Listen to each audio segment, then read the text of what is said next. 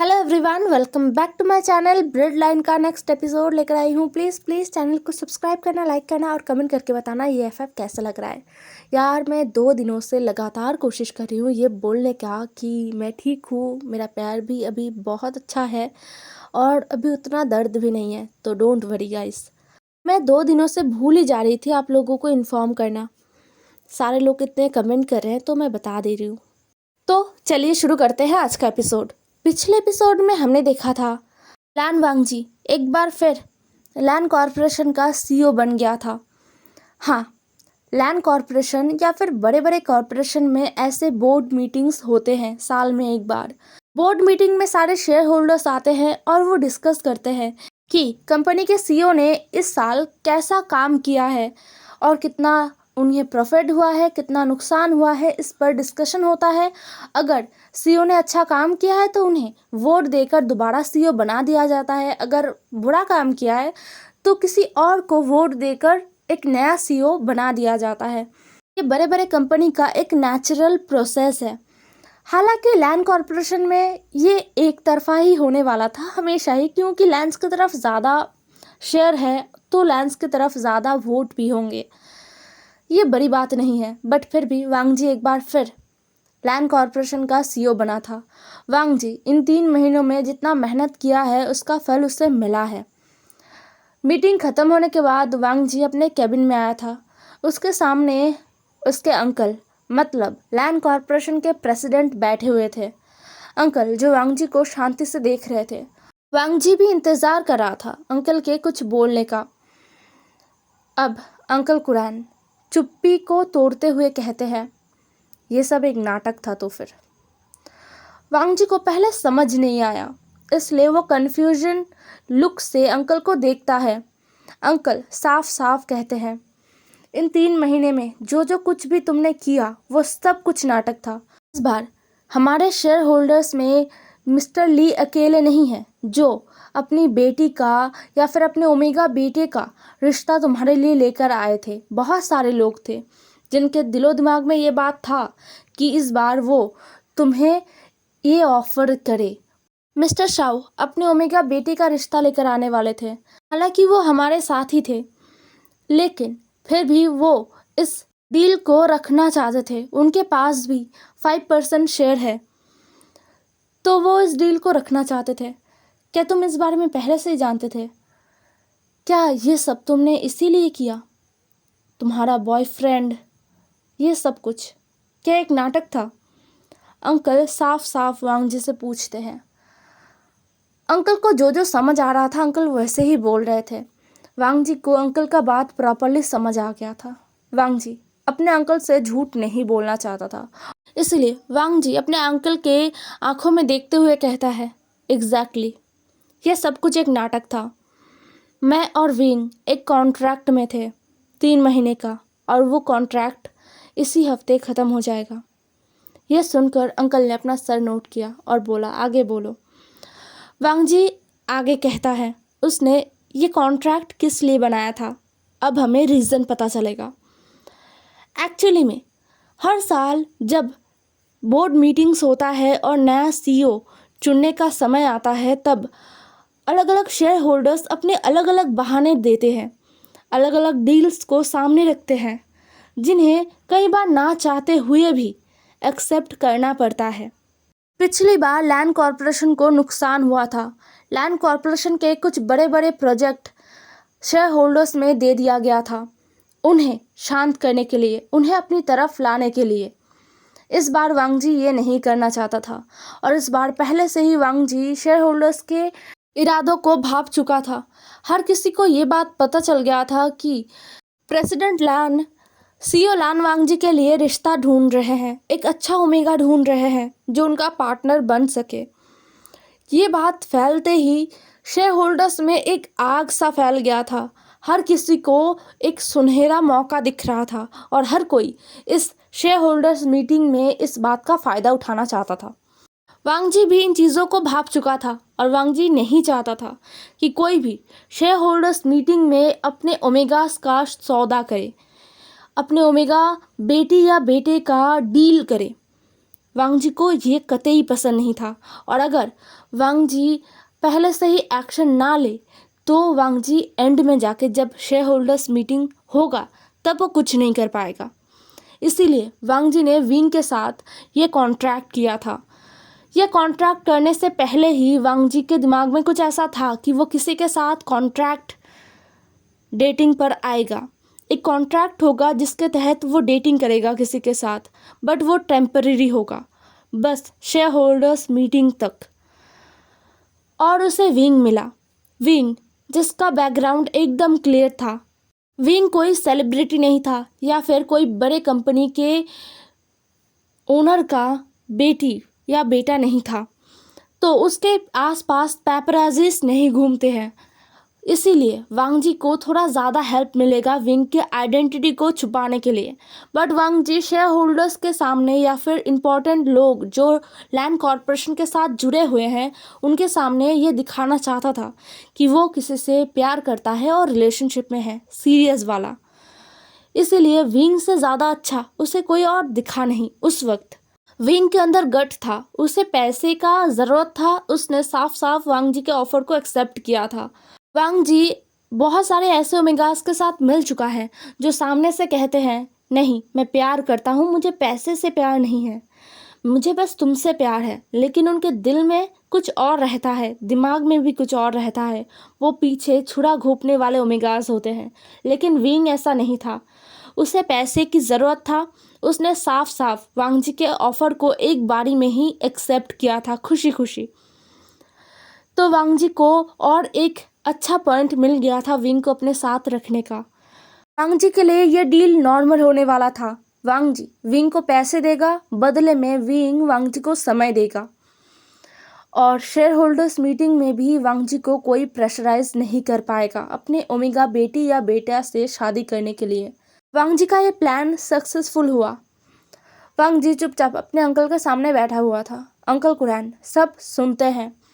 फिर वो अपना सर हिलाकर उठकर खड़े होते हैं और कहते हैं तुम दोनों भाई बड़े हो गए हो, इसलिए तुम दोनों भाई को अब मैं कुछ कह नहीं सकता, ना ही मैं ज़बरदस्ती कर सकता हूँ। लेकिन एक बात ज़रूर बताना चाहूँगा, अगर इन 3 महीने में तुमने और विंग ने बस नाटक किया है तो मैं ये कहना चाहूँगा वांग जी तुम दोनों ने बहुत ही अच्छा नाटक किया था। ये मेरे देखे हुए आज तक का सबसे अच्छा नाटक था। आज बोर्ड मीटिंग से पहले तक मुझे ऐसा लग रहा था कि तुम सच में रिलेशनशिप में हो, बट बोर्ड मीटिंग के वक्त मुझे ये रियलाइज़ हुआ कि ये सब कुछ एक नाटक था और तुमने ये कंफर्म भी कर दिया। गुड जॉब, तुम बहुत अच्छे नाटक करते हो। ये कहते हुए अंकल वहाँ से चले गए। अंकल के बातों को वांग जी समझ नहीं पाया। अंकल ने उससे अप्रिशिएट किया या फिर उसका मजाक उड़ाया। अंकल का एक्सप्रेशन डिसअपॉइंटिंग था। वांग जी को एक पल के लिए लगा कि अंकल शायद सोच रहे थे कि विंग के साथ वांग जी शादी कर लेगा और फिर अंकल को एक उनका ब्लड लाइन मिल जाएगा, उनका कोई पोता या पोती मिल जाएगा उन्हें। और अब जब उन्हें पता चला कि ये सब एक नाटक है तो अंकल डिसअपॉइंटेड हो गए। लेकिन सच्चाई तो कुछ और था। अंकल कुछ और सोचकर डिसअपॉइंटेड थे। अब फिर से अंकल कुरैन को दिखाया जाता है जो अपने कार में बैठे हुए थे एकदम शांति से। उनके पास उनका सेक्रेटरी बैठा हुआ था। अंकल कहते हैं शुआन, लोग क्या सच में इतने अच्छी तरीके से नाटक कर लेते हैं कि किसी को समझ ही नहीं आए, या फिर मैं ही बेवकूफ़ था। ये सुनकर अंकल का सेक्रेटरी चुप थे। उन्हें पता है सब कुछ। वो अंकल के साथ ही थे हर वक्त। वांग जी के केबिन में भी वो अंकल के साथ थे। वो हमेशा अंकल के साथ छाए की तरह घूमते रहते हैं। वो भी अंकल की उम्र का ही है। अंकल कुरैन अभी लगभग 70 साल के हो गए हैं और शुआन भी 70 साल का ही है। उन दोनों के एज में बिल्कुल भी डिफरेंस नहीं है, बस मंथ का डिफरेंस है। तो शुआन एकदम ही शांत थे। अंकल आगे कहते हैं, मुझे लगा वो दोनों सच में एक दूसरे से प्यार करते हैं। पूरा टाइम वो दोनों कितने खुश थे एक साथ। मैंने वांग जी को उसके पूरे लाइफ में, उसके मदर और फादर के जाने के बाद से अभी तक इतना खुश कभी नहीं देखा था जितना उस लड़के के साथ मैंने देखा वांग जी को। वो मन खोलकर हंस रहा था, अपनी बातों को, अपने फीलिंग्स को उसके साथ कह रहा था। ये सब कुछ नाटक कैसे हो सकता है शुआन? शुआन कहते हैं, चिरैन शांत हो जाइए, आप और हम कुछ कर नहीं सकते सिवाय देखने का। वो बड़े हो गए हैं, उनके डिसीजंस हम बदल नहीं सकते। अगर वो कह रहे हैं ये सब नाटक था तो हमें मानना होगा। अंकल कुरैन गहरा सा शाय करते हैं और कहते हैं, मुझे वो पसंद है, मुझे वो लड़का पसंद आया था। शुआन चुप रहते हैं, वो कुछ भी नहीं कहते हैं। वो अंकल के पास एकदम शांति से बैठे थे। अंकल भी चुप हो गए थे। कार लैंड हाउस की तरफ बढ़ गया। अब हमें विंग को दिखाया जाता है, जो बहुत बहुत ही अलग जोन में चला गया था। इन एक हफ्ते में विंग को रियलाइज़ हुआ कि वांग जी उसके लिए कितना इम्पोर्टेंट हो गया है। वो वांग जी को कितना मिस कर रहा है और उसे क्या हो रहा है उसे नहीं पता। बस उसे पागल पागल सा फील हो रहा है, उसका दिमाग फटा जा रहा है, वो किसी भी काम में फोकस नहीं कर पा रहा, उसे अच्छा नहीं महसूस हो रहा और वो अपने फीलिंग्स को किसी को बता भी नहीं पा रहा। विंग नहीं चाहता कि वो अभी मिंग्याओ को परेशान करे और निये हुए सांग उसके फीलिंग्स को समझ नहीं पाएगा। विंग के दिमाग से निकल गया था कि वो एक कॉन्ट्रैक्ट में है, वो भूल ही चुका था इस बात को। बट कहीं ना कहीं एक हेजिटेशन था उसके अंदर। उसने भी वांग जी को कॉल नहीं किया या फिर मैसेज नहीं किया। शायद वो एक्सपेक्टेशन रख रहा था, शायद वो एक्सपेक्ट कर रहा था कि वांग जी आगे से कॉल करे, मैसेज करे, बात करे उससे, फिर जाके विंग उससे पूछेगा कि क्या हुआ, इतने दिनों तक कहाँ थे। अपने सारे क्वेश्चंस को विंग फिर जाके वांग जी से पूछना चाहता था, इसीलिए शायद वो अपने आप को रोके रख रहा था। आज कॉलेज में छुट्टी है, इसलिए विंग का तो और भी ज़्यादा बुरा हाल है। बट शायद गॉड से ये देखा नहीं जा रहा था कि विंग इतना ज़्यादा बेचैन हो रहा है, इसलिए विंग का टाइम पास करने के लिए गॉड ने ही विंग के पड़ोस वाले आंटी का जो बिल्ली है ना, उसे भेज दिया था। उस बिल्ली को देखकर विंग के चेहरे पर स्माइल आ गया। वो उसी जगह से एंटर किया था जिस जगह से वो एंटर करते हुए पिछली बार वांग जी और विंग को डरा दिया था। वांग जी और विंग जो लगभग एक दूसरे को किस करने वाले थे, तब उस बिल्ली ने उन्हें डिस्टर्ब कर दिया था। ये सोचते हुए ही विंग के चेहरे पर स्माइल आ गया। उस बिल्ली के गले पर एक कॉलर था जिसमें लिली लिखा हुआ था। लिली। विंग ने लिली को बुलाया। लिली जो विंग को पहचानती थी, इसलिए वो विंग के पास आ गई और विंग के पैरों के साथ खेलने लगी। विंग ने लिली को अपने गोद में उठा लिया और बोला, तुम शैतान, क्या तुम्हें वही जगह मिलता है मेरे घर में आने के लिए? अगर तुम किसी दिन खिड़की से गिर गए तो और बुरी तरीके से अगर तुम्हें लग गया तो तब क्या होगा तुम्हें? लेकिन लिली जो विंग के बातों को सुन नहीं रही थी, वो बस विंग के साथ लिपट रही थी और विंग के शरीर से ना खुद के बॉडी को रब कर रही थी। विंग ने लिली के पीठ को सहलाया। लिली एकदम शांति से विंग के लैप पर आके बैठ गई थी। वो इतनी क्यूट थी और पूरा सफ़ेद कलर का एक बिल्ली थी, बहुत ही सुंदर। उसे देखकर विंग का फेस फिर से एक बड़ा सा स्माइल में बदल गया था। जो उसका फेस सैड सा था ना, वह स्माइल में बदल गया था। विंग लिली के साथ लगभग 3 घंटे खेलता है। फिर जाके वो पड़ोस वाली आंटी आती है लिली को ढूंढने के लिए। वो लिली को लेकर विंग के घर से चली गई थी क्योंकि लिली का खाने का टाइम हो गया था। वो आंटी ख्याल तो रखती है अपने पेट का, लेकिन उनका उम्र हो गया है, वो यहाँ पर अकेली रहती है। उनके फैमिली में बस उनका एक बेटा है जिसका शादी हो चुका है और उसका एक वाइफ है और एक बच्चा भी है। वो अपने वाइफ और बेबी को लेकर अलग जगह रहता है, अपनी मदर के पास नहीं रहता। वो खर्चा भी नहीं उठाता। वो आंटी तो अपने हस्बैंड के पेंशन से काम चलाती है और उनका उम्र भी हो गया है, इसलिए वो लिली के पीछे पीछे हमेशा दौड़ नहीं पाती। बट शायद लिली ही इकलौती है जो आंटी का देखभाल करती है। हाँ, वो एक पेट है, वो इंसानों की तरह केयर नहीं कर सकती, लेकिन वो प्यार तो करती है और आंटी के साथ तो रहती है। विंग ये सोच रहा था, वही आंटी का फैमिली है। ये सोचते हुए विंग अपने आप को देख रहा था जिसके पास कोई भी परिवार नहीं है, कोई भी नहीं है। उसे अजीब ही महसूस हो रहा था, पता नहीं क्यों आज उसे बहुत पेन महसूस हो रहा था। उसे ऐसा लग रहा था कि कुछ बुरा होने वाला है। फिर विंग, जो एक चेयर अप होने वाला लड़का है, वो बिल्कुल भी खुद को डीमोटिवेट होने नहीं देता, इसलिए वो खुद को चेयर अप करता है और कहता है, विंग, गगा का आने का वक्त हो रहा है। गगा शायद नेक्स्ट वीक ही आ जाएंगे अपने हनीमून से। आई नो वो लैंड हाउस में रहेंगे, बट वो इस घर में भी आएंगे, तो तुम्हें घर को साफ सुथरा रखना होगा। 2-3 दिन से तुमने घर को साफ ही नहीं किया। हाँ, तुम कितने आलसी हो, विंग अपने आप से कह रहा था और घर को साफ करने लगता है।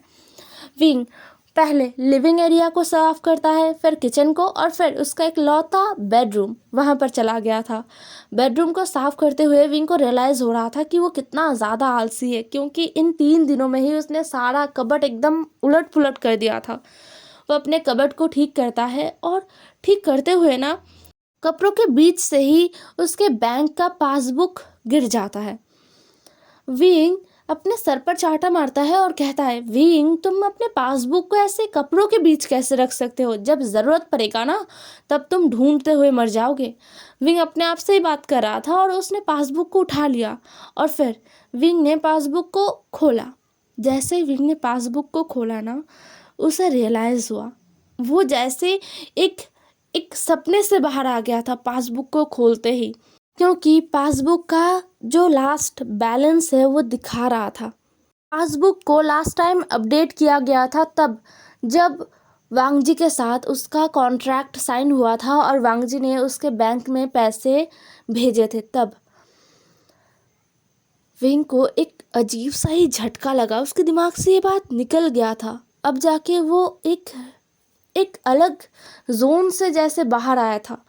उसे अब जाके रियलाइज़ हो रहा था कि हाँ, ये सब तो एक कॉन्ट्रैक्ट था, मैं भूल कैसे सकता हूँ। विंग का हाथ काँप रहा था, तभी अचानक से विंग के फ़ोन में एक मैसेज आया। नोटिफिकेशन सुनकर विंग अपने फ़ोन को खोलता है और देखता है, मैसेज वांगजी का था। वांगजी ने एक रेस्टोरेंट का एड्रेस दिया था और लिखा था कि वांगजी का ड्राइवर विंग को पिक करने के लिए जा रहा है। ये मैसेज देखकर कहीं ना कहीं विंग के दिल में ना थोड़ा सा खुशी महसूस हुआ। विंग अपने फीलिंग्स को लेकर कंफ्यूज था, उसे नहीं पता कि वो क्या फील कर रहा है, लेकिन उसे वांगजी का मैसेज देखकर खुशी महसूस हुआ था। विंग जल्द से पासबुक को उसके जगह पर रखता है और वार्डरोब को बंद करता है। फिर वो फ्रेश होने के लिए चला जाता है। फ्रेश होने के बाद विंग एक अच्छा सा कैजुअल क्लोथ पहनता है और घर से बाहर निकल जाता है। बाहर सच में वांगजी ने कार भेजा था। विंग कार में बैठ जाता है। वांगजी का खास ड्राइवर ही विंग को लेने के लिए आया था। उसने विंग को ग्रीट किया स्माइल के साथ। विंग ने भी स्माइल के साथ उसे ग्रीट किया। फिर वो ड्राइवर विंग को गाड़ी ड्राइव करते हुए उस लोकेशन पर लेकर गया जहाँ पर वांगजी था। विंग कार से बाहर आता है और सीधा रेस्टोरेंट के अंदर चला जाता है। वांगजी जो टेबल पर विंग का इंतज़ार कर रहा था, वांगजी ने विंग को देखा और उसने एक सॉफ्ट स्माइल दिया। वांगजी उठकर खड़ा हो गया था। विंग वांगजी के सामने आया और एक स्माइल के साथ वांगजी को ग्रीट किया। वांगजी ने भी विंग को ग्रीट किया। फिर वांगजी और विंग आमने सामने बैठ गए थे। आज कुछ अनकंफर्टेबल था, बट विंग अपने चेहरे का स्माइल बिल्कुल भी हटाना नहीं चाहता था। वो वांगजी को महसूस नहीं करने देना चाहता था कि उसे अनकंफर्टेबल फील हो रहा है। माहौल ही कुछ शायद ऐसा था। खैर, वांगजी कहता है, कैसे हो विंग? विंग स्माइल के साथ कहता है, मैं तो ठीक हूँ, तुम बताओ इतने दिनों तक कहाँ पर थे? तुमने मुझे कॉल भी नहीं किया और मैसेज भी नहीं किया। विंग की बातों को सुनकर वांगजी कहता है, मैं बहुत बिजी था, काम बहुत ज़्यादा था, इसलिए मैं बिल्कुल भी समय नहीं निकाल पाया। विंग ने कहा, कोई बात नहीं। विंग स्माइल के साथ वांगजी के साथ बात कर रहा था। वांगजी ने कहा, कुछ ऑर्डर करोगे? मैंने पहले से तुम्हारे लिए हॉट चॉकलेट ऑर्डर किया है, क्या तुम्हें कुछ और भी चाहिए? विंग ने कहा, नहीं नहीं, मुझे और कुछ नहीं चाहिए। ये कहते हुए विंग वांगजी की तरफ देख रहा था। वांगजी जो विंग से बातें कहना चाहता था, बहुत इम्पोर्टेंट। हॉट चॉकलेट आ गया था। वांगजी को ब्लैक कॉफ़ी सर्व किया गया और विंग को हॉट चॉकलेट। वांगजी अपने कॉफ़ी का एक सिप लेता है और विंग की तरफ देखता है। विंग धीरे धीरे हॉट चॉकलेट को ठंडा करते हुए पी रहा था। विंग को ऐसे देखकर वांग जी के दिल में कहीं ना कहीं ये आया कि नहीं, रहने देते हैं, आज रहने देते हैं। लेकिन दूसरे ही पल वांग जी को ऐसा महसूस हुआ कि ऐसा नहीं हो सकता। इसलिए वांग जी ने विंग के सामने एक पेपर रखा। विंग जो अपने हॉट चॉकलेट को शांति से धीरे धीरे सिप करके पी रहा था, तभी उसने अपने आंखों के सामने एक पेपर देखा जो वांग जी ने रखा था। उस पेपर को देखकर विंग को एक पल के लिए कुछ समझ नहीं आया, लेकिन जैसे ही विंग ने उस पेपर के ऊपर क्या लिखा है उसको पढ़ा, विंग का एक्सप्रेशन एकदम चेंज हो गया था। विंग अपने हॉट चॉकलेट को रखता है और उस पेपर को देखने लगता है। ऑब्वियसली वो पेपर उनके कॉन्ट्रैक्ट का था। वांग जी विंग की तरफ देखता है और अपना गला साफ करता है और कहता है, wing, thank you so much मेरे साथ इतने अच्छी तरीके से रहने के लिए। सभी को ये कंफर्म हो गया था कि हम लवर्स हैं, हम रिलेशनशिप में हैं और बहुत ही स्ट्रॉन्ग रिलेशनशिप में हैं। तुमने बहुत अच्छा काम किया है। थैंक यू सो मच कि तुमने मेरा साथ दिया। सच बता रहा हूँ विंग, अगर तुम्हारे जगह इस काम के लिए मैंने किसी और को चुना होता तो वो ज़रूर मुझे धोखा दे देती या फिर वो ज़रूर मेरा साथ नहीं दे पाता। बस 4 दिन बाद कॉन्ट्रैक्ट ख़त्म हो जाएगा, लेकिन मेरा काम ख़त्म हो गया है, इसलिए मैंने सोचा कि इस कॉन्ट्रैक्ट को अब रखकर क्या फ़ायदा। डोंट वरी, तुम्हारे अकाउंट में पैसे ट्रांसफ़र हो गए हैं और जैसे कि मैंने तुम्हें प्रॉमिस किया था कि मैं तुम्हें एक जॉब दूंगा, तो अब तुम्हें एक जॉब का ज़रूरत नहीं है। तुम्हारे नाम जियांग कॉरपोरेशन को मैंने कर दिया है। तुम अब जियांग कॉरपोरेशन के लीगल मालिक हो। तुम अब जियांग कॉरपोरेशन को ओन कर सकते हो, उस पर काम कर सकते हो, उसे चला सकते हो। एंड हाँ, लैंड कॉरपोरेशन हमेशा तुम्हारा सपोर्ट करेगा। मैं करूँगा तुम्हें हर एक काम में सपोर्ट। और सबसे पहला कॉन्ट्रैक्ट जियांग कॉरपोरेशन का तुम्हारे आने के बाद मैं दूंगा। यह सब कुछ वांग जी अपने फेस पर स्माइल लाते हुए कह रहा था और विंग वांग जी को देख रहा था, चुपचाप देख रहा था। वांग जी को लगा था कि विंग बहुत खुश होगा ये जानकर कि उसके नाम पूरा जियांग कॉरपोरेशन आ गया है, उसका हक वांग जी ने उसे दिलाया है। ये जानकर विंग बहुत खुश होगा, लेकिन विंग का एक्सप्रेशन देखकर वांग जी को ऐसा नहीं लग रहा था। वांग जी कंफ्यूज हो गया। वांग जी ने कहा, क्या हुआ विंग, तुम खुश नहीं हो? जियांग कॉरपोरेशन जहाँ पर तुम्हारा हक है वो अब तुम्हारा है। वो कॉरपोरेशन तुम्हारे फादर ने खड़ा किया था। जियांग फैमिली ने तुम्हारे फादर को धोखा दिया। उनके डेथ के बाद उन्होंने सब कुछ हड़प लिया, तुम्हारे लिए कुछ भी नहीं रखा। वो सब कुछ अब तुम्हारा है। तुम खुश नहीं हो? विंग अब उठता है और उस कॉन्ट्रैक्ट को वांग जी के सामने रखता है और कहता है, मिस्टर लैन, शुक्रिया आपने जो कुछ भी किया, लेकिन मैंने आपको एक बार भी नहीं कहा कि मुझे जियांग कॉरपोरेशन चाहिए। हाँ, मैंने आपसे ज़रूर कहा था कि मुझे एक जॉब चाहिए। आपने जब ऑफ़र दिया था तो मैं बहुत खुश हुआ था क्योंकि मुझे एक जॉब चाहिए था, लेकिन मुझे जियांग कॉरपोरेशन नहीं चाहिए था। क्या आपको ये लगता है कि मुझे नहीं पता मेरे फादर ने क्या अर्न किया था और मेरे फादर का क्या है, मेरा हिस्सा कितना है? मुझे नहीं पता था, मुझे सब पता था। मेरे फादर ने जियांग कॉरपोरेशन को खड़ा किया था और जियांग कॉरपोरेशन में सबसे ज़्यादा हक मेरा है, लेकिन मुझे कभी भी जियांग कॉरपोरेशन नहीं चाहिए था और ना ही अभी चाहिए। इसका मतलब ये बिल्कुल नहीं कि मैं महान इंसान हूँ इसीलिए मैं जियांग कॉरपोरेशन पर अपना हक नहीं जताना चाहता। मैं बस अपने अपनों के नज़रों में और भी ज़्यादा नफ़रत का इंसान नहीं बनना चाहता। मैं नहीं चाहता कि वो लोग अभी जितने नफ़रत से मुझे देख रहे हैं उससे ज़्यादा नफ़रत भरे निगाहों से मुझे देखें। अगर मैं जियांग हाउस में रहता तो इस पूरे दुनिया में कोई भी ऐसा ताकत नहीं है जो मेरे हक को मुझसे छीन पाता। कोई भी ऐसा नहीं था। मैं जहाँ भी जाता, पुलिस के पास, कोर्ट में, जहाँ भी जाता, मुझे मेरा हक मिल जाता और अंकल भी मुझे मेरा हक दिलाते। बट मैं वहाँ से निकल ही आया था इस वजह से क्योंकि मैं अपने आंटी के चेहरे पर और ज़्यादा नफ़रत अपने लिए नहीं देखना चाहता। इसीलिए मैंने उस घर को छोड़ा, सारे रिश्ते नाते को छोड़ा। मुझे कभी भी अपने फादर का कंपनी नहीं चाहिए था, कभी भी नहीं चाहिए था। आपने इतना सोचा इसके लिए thank you so much. And contract ख़त्म हो गया है तो कुछ बोलने लायक है ही नहीं, और मुझे जॉब भी अब नहीं चाहिए। थैंक यू सो मच, आपने जो भी किया मेरे लिए उसके लिए थैंक यू सो मच। अगर आप फिर भी मेरा हेल्प करना चाहते हो तो जियांग कॉरपोरेशन को मेरे अंकल के नाम फिर से कर दीजिएगा। ये कहते हुए विंग मुड़ गया।